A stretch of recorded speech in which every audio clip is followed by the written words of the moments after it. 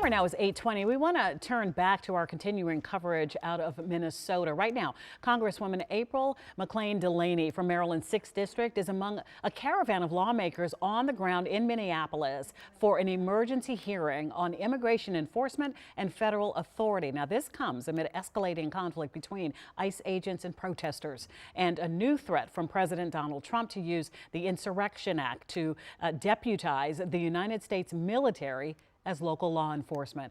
And Congresswoman Delaney has taken some time out now to join us to talk about what she's learning on the ground there, what the aim of today's visit is, and the impact locally. Good morning. I know you have a tight agenda. Thank you for joining us, though.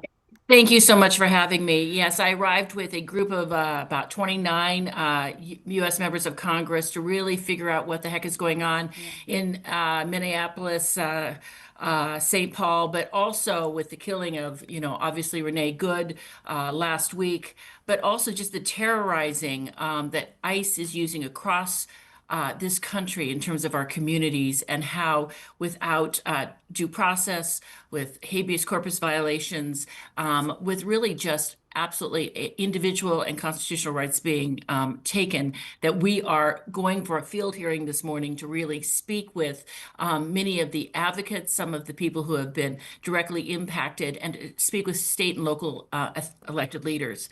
And why this is so important is in my own district, in the 6th District, they're talking about putting a huge warehouse, 1,500 beds in Hagerstown. They're looking at venues and sites. People are not packages, and what happened in Glen Burnie as well. And so as we are looking at it, we're trying to find best practices. I will say, last night at a dinner with many of the advocate groups, we were hearing about, Americans being taken that were Black, brown, AAPI community, those with lawful green cards, asylum, and just the targeting of them, but the cruelty and also how those who were just lawfully helping to record, or the protesters, were also being attacked. Now, with the threat of the Insurrection Act, what's your reaction to that possibility?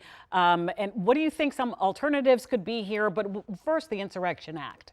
Well, I think this is absolutely absurd. This administration seems to be going back 100, 150 years on lots of different doctrines. I think that the administration is inciting the Insurrection Act. It is absurd. They are, if anything, making this into a keg about to blow. They've got over 3,000 agents here on the ground, and the communities are standing up and saying, please get out of our city. You're making it so much worse, and you are making people terrorized. So I think that is ridiculous. I think we need to tone it down. And I was watching the local stations here, and the Governor Walz, is saying we need to tone down this temperature. We need to have some real discussions, and that local law enforcement has to be a part of some of the investigations. But I think that what they need to do is tone down the temperature, and that ICE needs to stand down. And unfortunately, this president seems to be courting this violence.